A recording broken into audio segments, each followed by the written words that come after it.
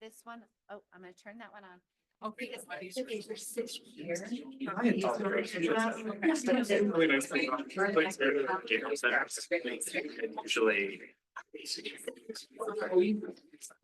I'm just gonna get up this attention for Hunter to introduce our fabulous guest for the next. All right, you guys, I have the honor and privilege today to introduce Dr. Spoonhunter, as a professor in the Hobbs School of ENR and director of the High Plains American Indian Institute. Dr. Spoonhunter has focused her research on asserting treaty rights on traditional ceded lands such as Glacier National Park and Badger II Medicine. Her teaching focuses on contemporary issues facing tribes as sovereign nations and government-to-government political relations and tribal resource management.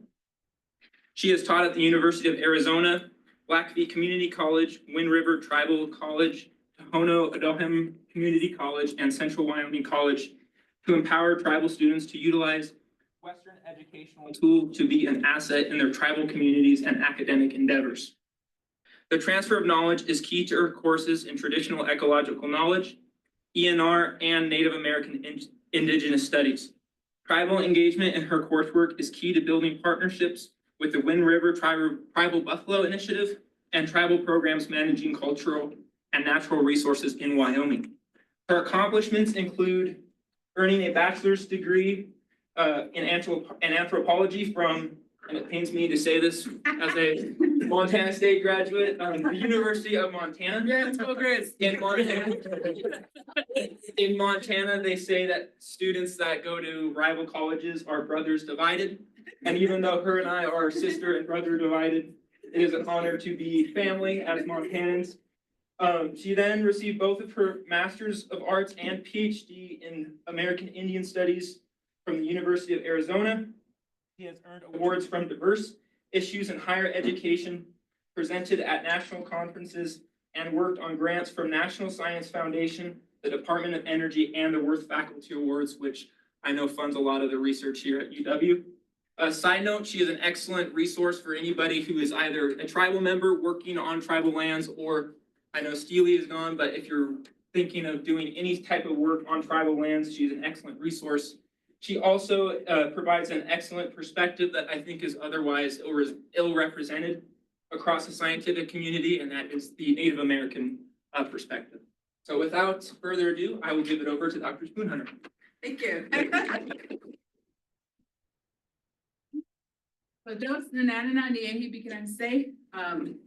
That's my Arapaho name. My Blackfeet name is Nato Sixtafiati. And I like to share a little bit about, those names, just because they're very connected to the land and to the culture of the community. So my Blackfeet name I was giving probably at the age of 8 or 9. Even though it translates into Holy Beaver Woman. So the beaver is the central bundle for the Blackfeet people. This bundle would take the whole back end of a truck to transport, because it's made up of animals, made up of plants, made up of paints. This is probably the most extensive bundle. And what's interesting about this bundle is there's some animals in this bundle that are no longer within the Blackfeet Reservation, are just around the area. As a matter of fact, the Blackfeet Confederacy just had their first conference on the Wind River Reservation like two weeks ago. And I had taken one of the former bundle leaders, our beaver bundle holders, to dinner, him and his wife. And he was saying, he's just like, one time I was at Cheyenne, Wyoming, he said, and this guy brought me some, he brought me some medicine or some okra. He said, it's a different okra from what we have in Montana. He said, but this okra, he's like, when you put it on, it has kind of like a pink sheen to it. And he was saying that, and I was like, oh, okay. Well, unfortunately, earlier that day, the bundle holder's house burned as they just arrived into Wyoming. So I was already kind of feeling bad because these are my relatives. Actually, it's my mom's older sister and my uncle. And so I was like, trying to uplift their spirits, took them to dinner, just having conversation. And then that night I got home and I was thinking, I was like, you know, we had the Bio Blitz at the Wind River Tribe Buffalo Initiative in June this year. Hopefully some of you were there. But this is where the state parks and the Abadan Society Biodiversity Institute, one of our grants that we were collaborated and did a inventory of animals, plants, insects. Am I missing? Animal, plant, insect, come on, Xavier. Herpetology. Herpetology. Yeah, and so we've, you know, and initially, you know, when, you know, what we're trying to show is that as we're bringing the buffalo back, a lot of those beings are returning. And so and so this was like a 3-day inventory from 6 a.m. to 8 p.m. at night, you know, and it's volunteers, you know, community scientists, you know, university, just anybody and anybody that wanted to come. And so while we're there, we had an individual from Sunrise, Wyoming, bring some okra. And he said, can you give this to the elders? Well, you know, we kind of had like a disconnect between our local community and promoting it statewide. So we didn't really have that many elders as we had hoped. And so that's a learning lesson for us. And so in our next one, hopefully at Crow Creek, you know, we'll make that connection better. We ended up with more okra than we had tribal people. And so that night I went to my dad, I was like, hey, where's that paint? And he was like, oh, it's over here. And I was like, can you bring it to the Confederacy? And so he brought it. And so we were sitting at the table and I was on my way back. And the elder, he didn't show up because, you know, of course, his house burned up, but he came for lunch. And I was kind of watching, we were sitting on the same table. And right away, he grabs that paint, rubs it on his hand, and he's looking. And then he turns to my aunt. He's like, this is it. This is that paint. And so showing how, you know, it was either through trade, you know, that the Blackfeet came to here, but they were also signers of the Fort Laramie, even though they didn't show up. They were still put on the Fort Laramie Treaty because the other tribes said, okay, we're not going to mess with Yellowstone North because that's Blackfoot territory. So the tribes had so much respect for, you know, the Blackfeet because they were Confederacy, right? They were just one tribe. And so that, you know, making that connection with that paint, you know, really starts to show how our use of the land, you know, where we traded, where we got our resources for our ceremony, for our livelihood, for our subsistence, for our human rights. My Arapaho name is that woman with an eagle plume. And so that name gives me certain rights that if someone's sick, they can come to me and I can go and start a drum and sing for them because part of praying is singing. And so, you know, those are things that for me, that those names really set my path in life. That even though I received that name, I knew it was a powerful name. And in some ways, I always felt like, why'd they name me this? I can't live up to this, you know, I can't live up to this name. And I've tried, you know, I've done different things and I think I'm almost there. But, you know, as Native people, we don't believe that we ever stop learning. You know, we don't ever believe that just because you get a PhD, you're the know-it-all, you know, or just because you're a lawyer, know-it-all, you know, that learning never stops. And so, you know, and that has really guided me in my work and mentoring. And so a lot of what I've done prior coming to the University of Wyoming, I was at Central Wyoming College, and we partnered with the university to mentor students. What is that? Well, that's like one of the things that sometimes we run into in education is like, okay, you need to have ENR, you guys are a new program, you better have 10 graduates by year 3, you know, in your master's. You know, if not, then you're failing, right? But as Native people, for us, it's like when we have one graduate, that's accomplishment. That's like a miracle, really, you know, especially in communities that are impoverished, that education hasn't always been to their benefit, right? And we've seen where a lot of educated people have used their education to take advantage of what the tribes don't know.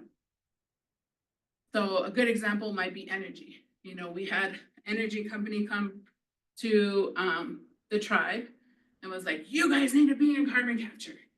You know, and so my question, well, what tribes are in carbon capture? And like, well, none, but you guys need to do it. Was like, well, what's the benefit to the tribe? And they're like, well, first sign this $30 million pipeline of carbon capture, and then down the road you might see benefit. And you know, and it really created that all the work that I had been building up here with UW, it just kind of like went out the door, right? I mean, I spent 8 years trying to rebuild this relationship with the Wind River tribes. Then you have an energy company come in and say, CCUS is what you need. But yeah, here Saudi Arabia came to what, UW 2 years ago? Because they can't figure out how to profit off carbon capture. And so as a tribal member, whether I like it or not, when I go to the reservation, I'm a tribal member. I'm not Dr. Tarissa Spoonhunter. I'm not someone that has a dissertation, thesis, you know, publications. What I am is I'm a tribal member. And so when we talk about, you know, our outreach in these grants and, you know, and I have to be, you know, I have to be accountable to my people. And at the end of the day, even though I work on some amazing projects, the end of the day, did it benefit the tribe? Did me getting a PhD and a thesis, did it help my tribe? That's what I'm judged on once I step onto the reservation. Doesn't matter, you know, how many grants I have, you know, how much students I influence. What they want to see is how is my knowledge benefiting my people? And so, you know, through these mentorships, you know, this has allowed us to create partnerships with Tribal Fish and Game, Homeland Security, Tribal Preservation Office, Wind River Tribal Buffalo Initiative, U.S. Fish and Wildlife. And it's, like I said, it's taken time, you know, because I remember probably not even 5 years ago, UW had a listening session on the reservation and they're like, we're here to listen and what can we do for you? And the West Martell said, UW, get the hell out of here. You guys haven't done anything for us. And then, you know, then UW comes to me because I'm their partner. They're like, can you help us? Can you say something? Make it all better? And I was like, I'm not even employed for UW. You know, why should I have to fix this? Right? But because people know that I'm accountable to that community, you know, that I could hopefully rebuild this relationship. And so we've tried. And we've had some success, but then, you know, there's been some setbacks as well. And so how do we utilize, you know, the tools that education gives us, you know, for tribal communities? We have listening sessions, you know, instead of coming in like, I'm a scientist, I have this great research project or this tool or this, you know, that's gonna work, you know, no matter what. Then they go to the reservation and it's like, it's a totally different, water is for ag. No, it's not, you know, not and when you get a climate change grant, right? And so now you're facing a community and saying, well, we wanna help you think about climate change. But right now we can't even think of water outside of ag, but yet you want me to think about climate change. You know, and so how do we make those connections? And so it's like, well, let's listen to them, see what they're doing. And do we have team members, our tools within our 34 people on this grant or more, I think it's more than that, but that can assist the tribe. And so we did, we were able to say, well, what's a need that you need? And so, well, we need data, right? Any grant, you need data. A tribe, you need data to show BIA that you have needs. And so we hired a data tech to work with tribal water engineers and Homeland Security. We want to give the tribes a voice. And so we hired Sandra Seabearing, who served on the Tribal Water Board for 20 plus years. She's now an elder, but now her sons are sponsors of the Sundance. Those are the people that we want, right? Because they've lived it. They see that there's a bigger need to water than agriculture. And so, you know, having these people and being able to, and in some ways, you know, we're learning as we go. And so we realized, well, Sandra's never had to do PowerPoint, right? So how are we gonna present to people that want to see it, on PowerPoint? And so being able to be a resource to our tribal partners is really key. And so one of the things that, I always talk about is, we could talk about the Bighorn water case, right? 8 times going to court. Most of the time it was the state of Wyoming taking the tribes to court. The first case was Nebraska needed water. That's how the tribes got into Bighorn, because Nebraska wasn't getting their water from Wyoming. Well, first we got to decide, what is the water right for the Wind River? And in all these court cases, they figure out, well, who's senior? Well, the Crow tribe has the senior most water right in Wyoming. But they're rarely ever consulted in water issues in Wyoming. So their water right predates the Wind River Reservation. And so water, with support of some of the law students and Jason, could be a semester class on the Wind River. And I could sit here and lecture to my students and you guys for a week, 2 weeks. And maybe you'll get half of what I tell you. But it's different when you take the students to the water. Because when I brought the students to this is a fish ladder. And when I brought them there, all of a sudden it's real. All of a sudden, all their senses, they can see, they can hear, they can feel, they can touch, they can smell the water. So that's indigenous knowledge, right? That's indigenous ways of not knowing. And rarely is that those senses, you don't have those senses in this type of format of teaching. And so making sure that we connect our students to this traditional way of learning is really, really important. And in some ways, it's interesting because then my students realize how important it is, how much we've been ripped off, that it's an uphill battle when it comes to water for the tribes in Wyoming. And to me, that's a value that's important. And it's how we can meet them where they're at. We can't accept them to accept our model of WYAC. Look, this is what it's going to look like in 10 years when there's little water, right?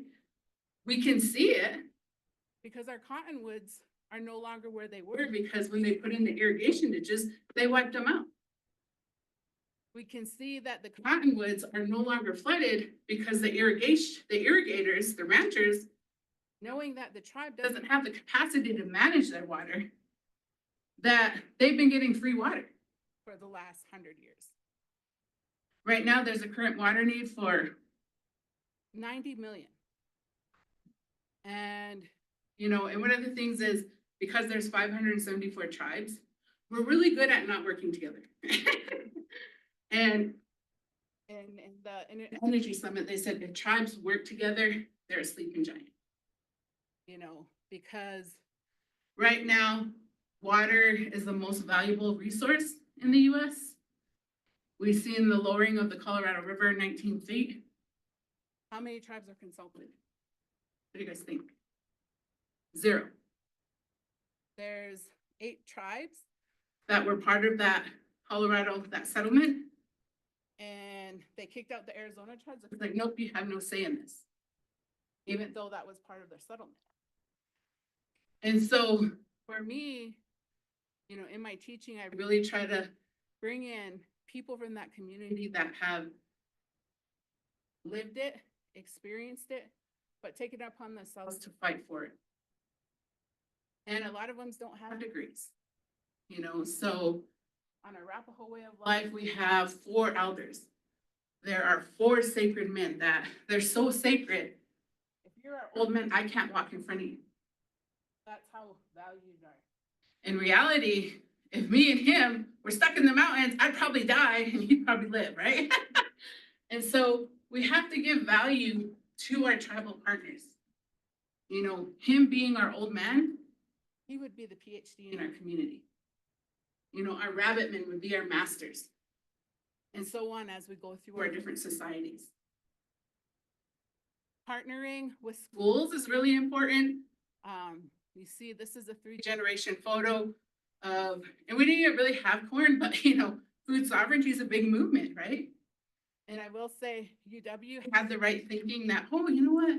You guys should plant 100 gardens, you know, to a hunter and gatherer tribe, right? And some people tried because we know that health is an issue. Health is important. And there were some people that, you know, were trying, but I was like, it's, you know, you got to kind of listen to the tribe. What are they facing? They know that their traditional plants aren't where they used to be. Why don't work with them on their traditional plants and saying, you guys be gardeners, even though you guys aren't Southwest tribes, are tribes where there's lots of water, right? The Seminole, the Choctaw, you know, they have water.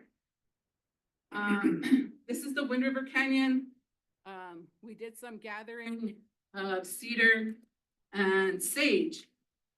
And, you know, it was an outdoor activity. You know, people were laughing, smiling. We were able to recognize, you know, that these plants, and this is like me, I admit, I'm still learning. I just moved here in 2014. I grew up on the Blackfoot Reservation. So a lot of my cultural knowledge is Black. So technically, you know, as, you know, a Arapaho child, I'm still probably elementary school when it comes to cultural ways of knowing for the Arapaho. And so I remember one day, you know, walking into my house, and my dad has his Christmas tree up. And I was like, that looks like a Charlie Brown tree. Yeah.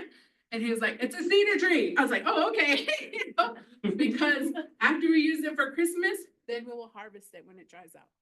So he hung it up after Christmas for 2 months, and then we harvest it in class, you know, in one of our classes. So your class, like, yeah, she got some. And, you know, and everybody harvested. U.S. Fish and Wildlife, they said, well, yes, we want to partner, but we don't have the money. So it was like, well, we have grant money. We'll pay for our students to have that experience. We had a tribal student that was trying to decide between vertebrates and non-vertebrates. I don't know what I want to do. So I called him, and this was during COVID. I was like, okay, if you go out, can you make sure he gets experience in both so he can make a decision? And he did. So he went into vertebrates. You know, in some ways we tugged at him, go to your master's. We'll fund you. And so he went into the migration initiative, working on mule deer. And then all of a sudden he's just like, I can't be here at UW no more. And he left. And we're like, oh my God, you know, we got to get him back somehow. Let's figure this out. And so we had a gap year fellowship that allowed for him to work with the buffalo. So we made a proposal. Do you want to work with the buffalo? He said, yeah. He's like, I had reached out to Jason 4 years ago, but he never got back to me. And Jason was just now starting, right? He doesn't have the 100 things going on back then that he does now. And so Jason said, and I said, well, you know, he finished 1 year of coursework.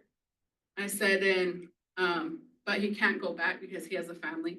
You know, his wife was like, I don't want to see in Laramie anymore. Yeah. And so they moved back, and Jason was like, okay, he can work with me as long as he finishes his degree. And so we were able to mentor him, myself and David Christensen, to be able to, you know, figure out what he wanted to do. Well, at the same time, there was another nonprofit, Collaborative Earth, that came and was like, oh, Jason, you're doing such good work. Let us put some ear tags on your buffalo. Totally against what he's trying to bring buffalo as wildlife. But they're like, nope, we have $100,000 we're gonna give you, right? But at some point you're like, am I gonna sell out for money, or am I gonna stick to what I need? You know, even though he needs money capacity building. So Jason said, Trista, we talked to these guys. It's like, okay. So I said, Jason is willing to partner with you, but you have to support the work that Albert's doing. He's like, well, I want to do ear tagging. And I was like, we're trying to keep hands off buffalo. We want to see these buffalo take to the land without, you know, feeding them, without watering them, you know, just see what happens. And so they said, finally, he's like, okay, You know, if Jason doesn't want to talk to me directly and sends me to someone that wasn't even part of the conversation. And so he agreed. And so we were able to fund the student, and because probably NR didn't have an online master's day, which came from that meeting. But the ag school said, no, we'll work with him. He doesn't need to come back to campus. He already has that 1 week. He's doing his work at the Buffalo Initiative, so we'll work with him. So now he is finishing his degree. Our partner found funding from the Nature Conservatory to support him. And so mentoring our tribal students hasn't just been one initiative. We've had to be creative. And so through this grant work, we've created partnerships with Alpine Science Institute, the Buffalo, the Water Engineers, and then the Worth Initiative. And, X is one of the students that we also recruited, and he's here, thank God, to be a part of, this vision. And that was, my. See, I told you we're in there. And in that vision of how do we be accountable to our tribal partners? And so I had asked Jason at the time, I was like, let me add science. And he said, you can, as long as you don't make me do the work. So we have slaves. Just kidding. So we have grad students. And, and it's working for us. And we've been able to, Jason had a plan he designed at first, it's evolved. And we're like, well, ecotourism, because part of his initiative is he's fighting ranchers, right? That why are you trying to change land from livestock, cattle to buffalo? And that's a fight. If the buffalo get out, it's shoot on sight. And so there's a lot of things that are happening that, us as partners are like, okay, and every time I listen to him, there's a different initiative happening or there's something else happening. And so, we pay attention, we listen, and we try to collaborate and not put the work on him, but be a partner and work alongside him. And so this has really been a beneficial relationship that we're seeing success. We're learning as we go, but we're also listening. How can we be an asset? How can we be a good partner and show that the university can be trusted again, that we can collaborate, that at this point, they changed NSF funding, that we're hoping within a couple of years that Jason can go after his own NSF grant. And he doesn't have to listen to us and telling him what to do. But, it's been really a learning experience, making those connections, to tribal partners. But at the same time, in this relationship building, the tribal fish and game director came up to me after the meeting, after listening to our tools, and he's like, okay, maybe I'm not the one that should be the director. That's a big thing to say because most men will not admit what they don't know, right? We'll just keep going along with it. And I said, well, that's not the point we're here to make. We're not here to say that education is the top of the food chain. I said, what we're here to do is to help build your program, help build your capacity. And so one of the things we did was we did a GIS and a data R workshop for TIPO, Tribal Historic Preservation Office. And now they're the leading tribal TIPO offices and showing other tribes how to do mapping. And with the, I said with the paint, and it just so happens the actual GIS person for the TIPO is actually Blackfeet too. So I'm like, okay, you need to map all those paints, right? Because at some point, Wyoming has to come to the table with tribes. They haven't yet, even though the case was decided that tribes have treaty rights to hunt, fish, and gather on public lands. 70% of Wyoming's lands are public lands. Yet they have not sat down with the tribes. They haven't even sat down with Crow Tribe, who took them to court. And so, those are kind of the issues we're facing. I just got a call from Blackfeet 2 days ago. He said, we're in a bind, tribal fish and game. We got a letter from State Wildlife Parks. What is that? Wildlife Parks and the other person. Fish, yeah. They said, unless the Blackfeet can show a treaty that says they have the right to hunt in Yellowstone, they will no longer be to hunt in Yellowstone. And I was like, oh my God, Governing agencies do not make laws. Those laws come from Congress, but yet you have these agencies thinking they can make laws rather than, the rules and guidelines. So my first thing was like, do I have the time to do this, But that's my tribal. They know, even though I'm enrolled in Northern Rappel, they know that I grew up on the Blackfeet Reservation and they're reaching out to me. And so for the last 2 days, I'm like, I haven't answered because I've been busy. But, I thought, why is this happening? Because, the Supreme Court said, but just because the Supreme Court said doesn't mean that the states are going to follow. And so we're in a bind now where we have until Tuesday to answer. And so now I'm like, can we get a lawyer on this? Contacted NARF. They said, this is a short time. Let them deny you, but then petition us to represent you. And so when we talk about collaborative governance, that's totally opposite, right, of what we're trying to do with ENR, obstacle. Yeah, that's our state. Our state is the biggest bully when it comes to tribal treaty rights. And so, yeah, if you think about how much money the state of Wyoming gets from tribal minerals, it's billions. We've seen Shoshone School District, Du Bois School District, gerrymander their school boundaries to include tribal wells because they get the taxes from those tribal wells. And for years, the state refused to give the tribal schools any tax money. But yet, you have $1 million school in Du Bois, you have $1 million school in Shoshone, right off the reservation, that are benefiting from tribal minerals. And so we see there is that need for education, but then you have UW that writes grants because there's only 2 populations, underrepresented minorities, the Wind River Reservation, the tribes, and the Jackson Hispanics. So those 2 serve the DEI component for research, economic, and development.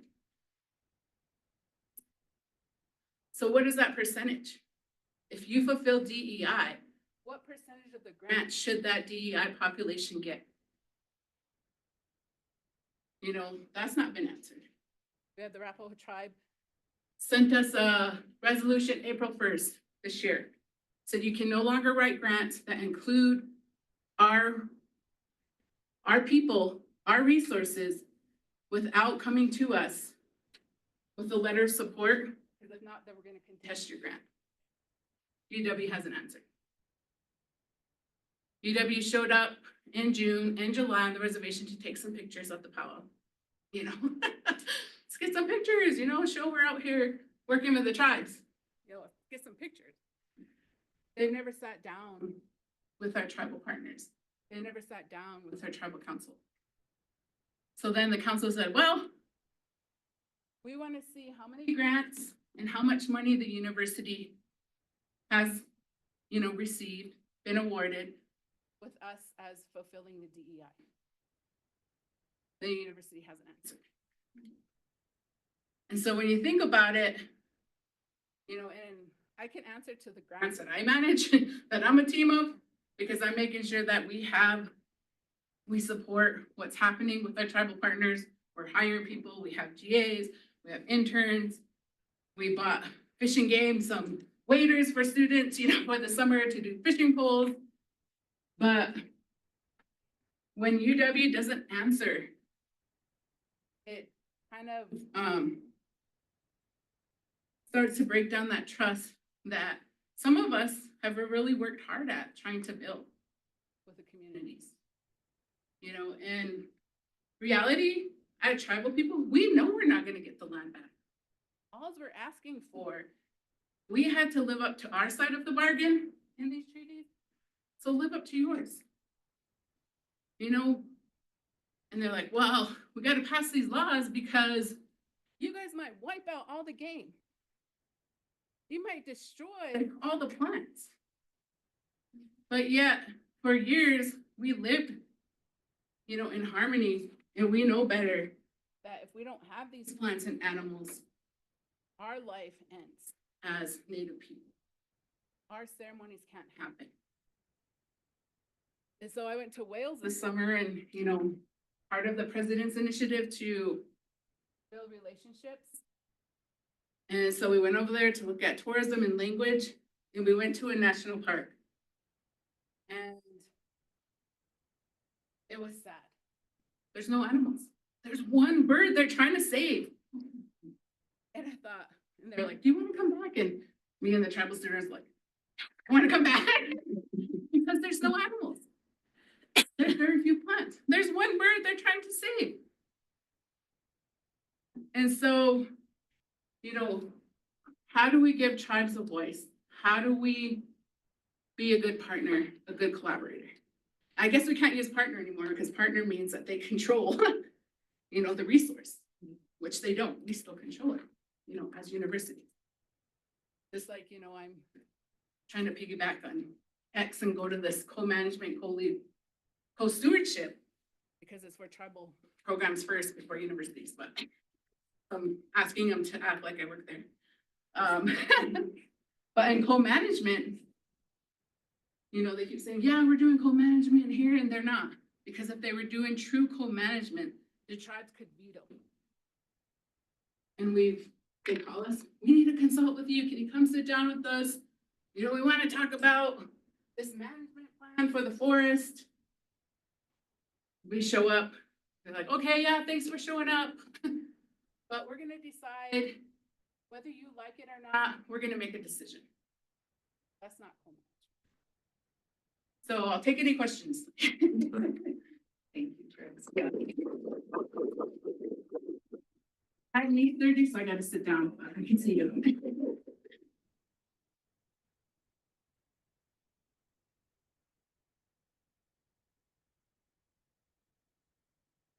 Yes. What do you think it'll take to get tribes a seat at the table with government entities? Like, it sounds like that's a huge problem, is what's being done. I think one of them is, I have a seat at the table, but that's because I have a PhD. But I'm a unicorn, they say, within tribal people, right? It's very few that have a PhD, and a woman at that, right? And so having these partnerships, having allies like Brent Ewers, who's our director, was director of EPSCOR, who decided, you know what? And I'm gonna be honest, everything I suggested to Brent, he did. And we rebuilt that relationship with tribes. And now when Brent goes to his meeting, he's like, nope, we have this tribal partner that you should talk to. You know, not me, this is our tribal partner doing the work. And so we have those allies.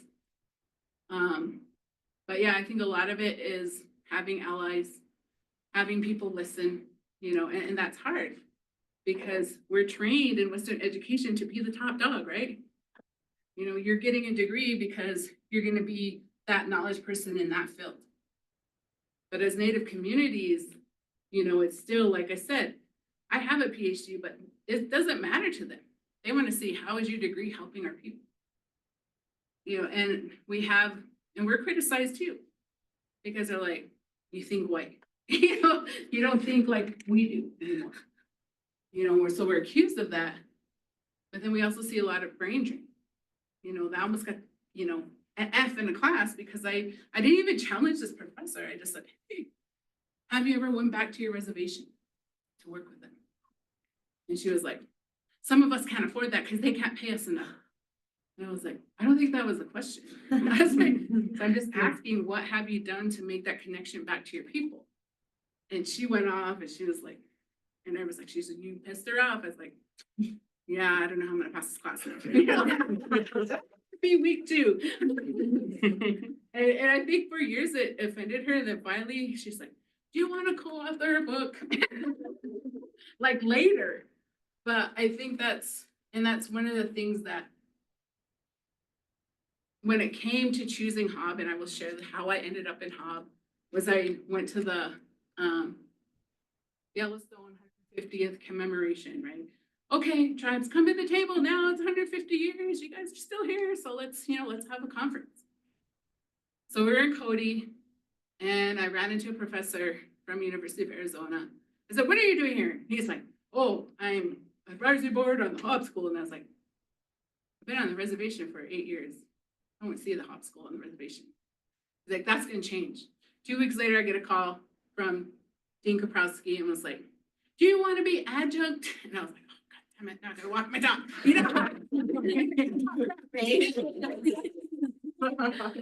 And so, and that kind of happened. And then, I actually interviewed for the NAS director, and they ended up splitting that position between Hapari and NAS.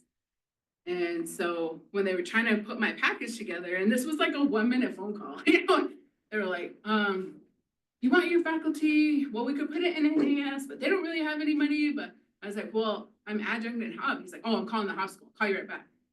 So technically, I didn't even talk to the dean.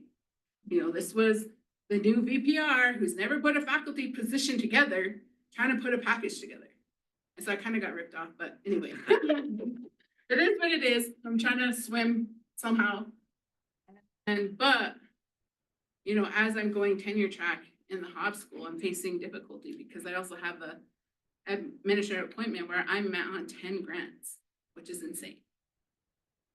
So if you want to look at my calendar, that's insane. But my belief that my education could benefit that tribal community, every single one of those grants has some benefit to the community, whether it's a GA, whether it's a student, whether it's supporting a tribal partner. That's what I want to do. That's who I am.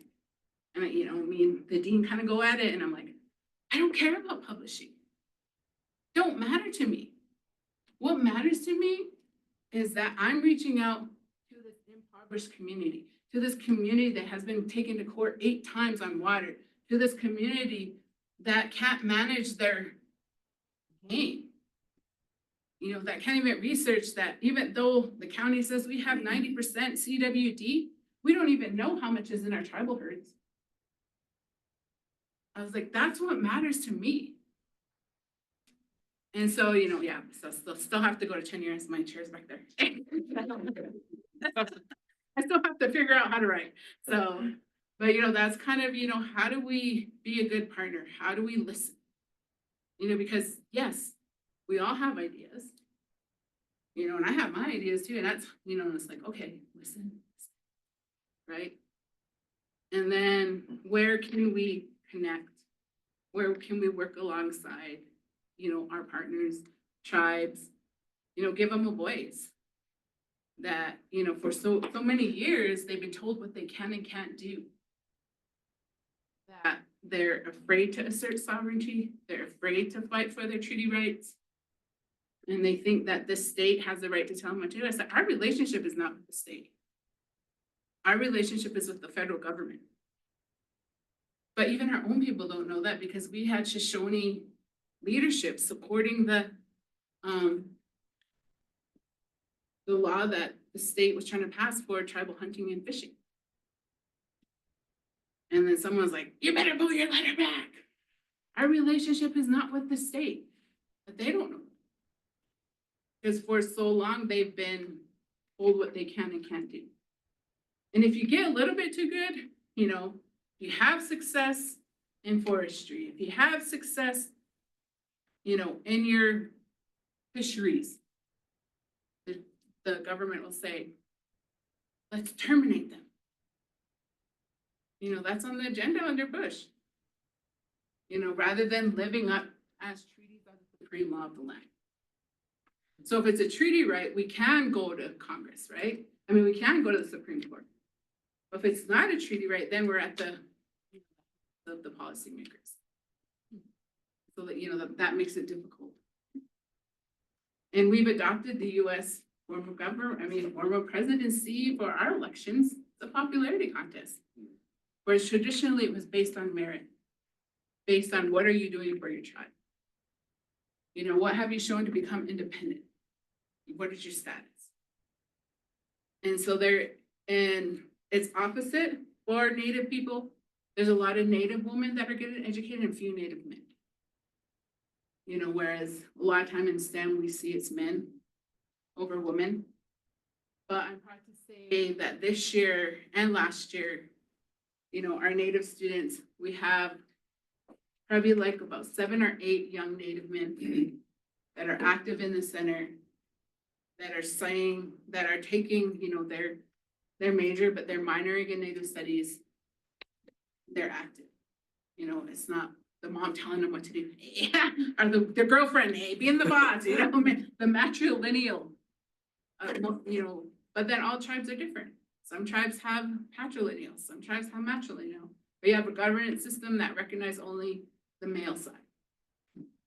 So even though our land, and a lot of people don't have wills, so the BIA transfers the land to the male, the oldest male. Even though as some tribes, they're matrilineal. It's the women who were the decision makers, the leaders, they would select the chiefs. Any other questions?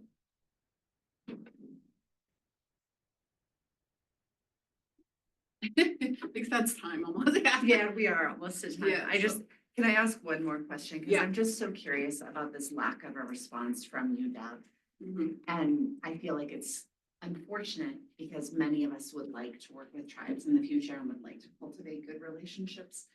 Do you see any paths forward or anything that we could do as a community to support there being some action there? I think one of the things that where it came from as Native people is they asked in person rather in a letter and right from a lawyer. And that's Western education is very, well, show me the paper, that's gonna hold up in court, Whereas Native people, you say you're gonna do some, those tribal partners are gonna remember it. Wes is like, well, Corey said this, When I go there, he's like, Corey said this. It's not anything that was written with the tribes.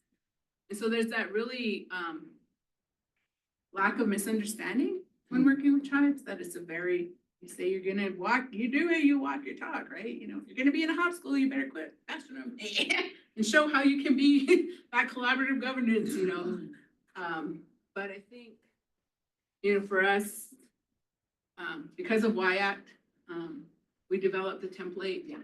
We shared it with Parag. He's like, this is gonna be the standard across. So we have a Qualtrics survey that went out to, some of the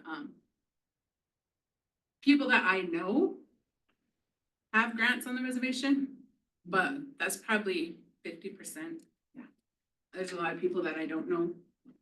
And so that survey is gonna go live, hopefully by the end of the semester.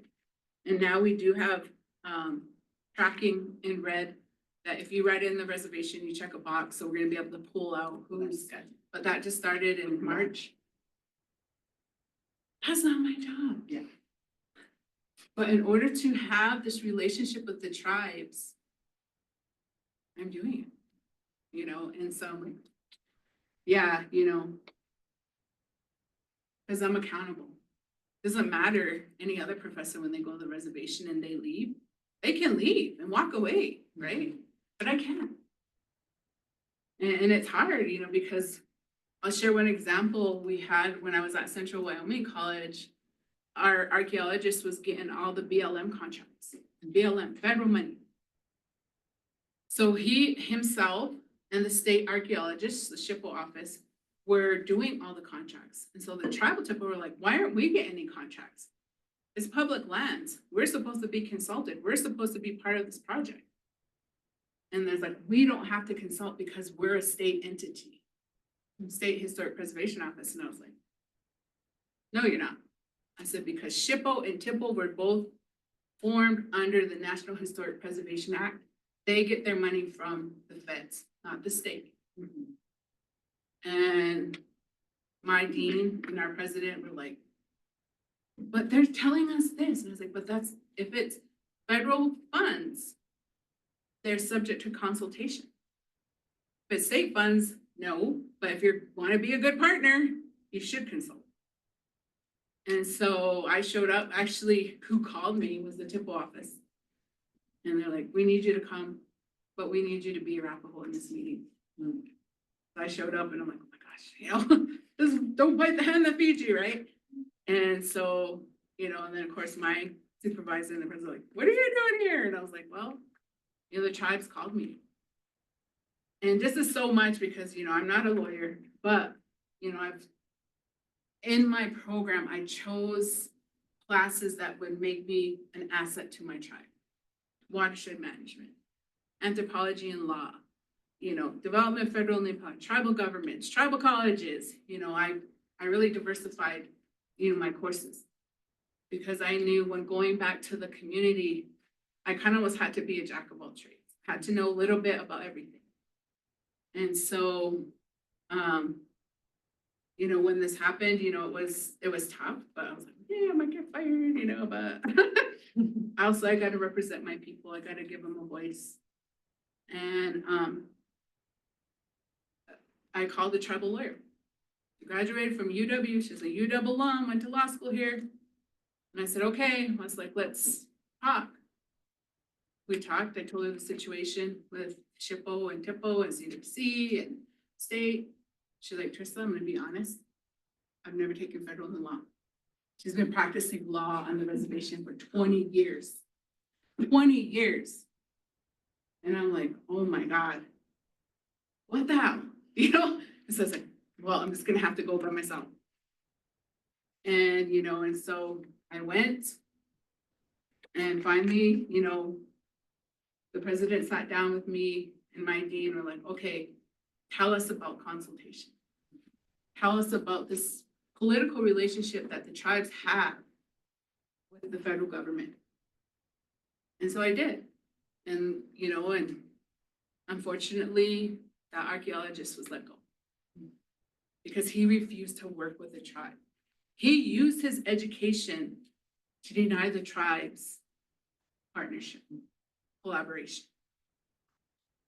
And as universities, that's my biggest fear. Because I've been in conversations with energy companies where the tribe said, no, no, no. And the energy company turns out, well, we don't even need them. We're just gonna go this other route. And I was like, I don't wanna be your partner, you know, because you're not even listening to what the tribes are saying. And so I sat back on my heels for a while. And then I was like, how can I make this benefit the tribe? And so finally, there was kind of a turnover in that leadership of that grant. And, you know, I said, I'm telling you on the forefront, tribes are not ready for carbon capture. But if you can help the tribes and educate them on carbon capture, but also they also have these other tools, GIS, you know, story mapping. So those tools will work for Energy Commission. I said, but as a company, you're telling me that we don't need the tribes? They're like, well, we don't need them because carbon capture technically isn't energy. I said, but I represent UW and our school of energy, carbon capture is in energy. I said, so just because you're gonna write the university in on this grant and say you have a tribal partner, technically they needed a tribal partner. When the grant was received, they asked the Wind River Tribal College to be the partner. Zero money in the budget. And so here I am like, okay, they gave me some money, you know, because I'm here at university. I was like, well, I'm hiring this position and they can give 10 hours to carbon capture, but they're going to give 30 hours to the tribal college and to Taro to help with workforce and technical development. They're like, okay, go ahead, you know? So, you know, how do we be good partners? You know, if you're asking for a letter of support, then follow through and support. Give them, you know, if you're getting 20 million and they're your DEI, make sure there's money going into there. Because now we're being called out that as universities, well, we want to see how much money went to the tribes. They were like, okay, 20 million, maybe 100,000, you know? I mean, let's just be real. And, you know, for me, that, you know, I'm not a favorite person at the university and I've only been here for 2 years. But it's because I speak out, it's because I stand up for tribes. And there's like, well, how long do you think you can stay? It's like, still here, you know? I'm still here, but it's because I do believe education can be a tool. You know, and I know it is a tool if we do it in the right way. Oh, thank you guys over.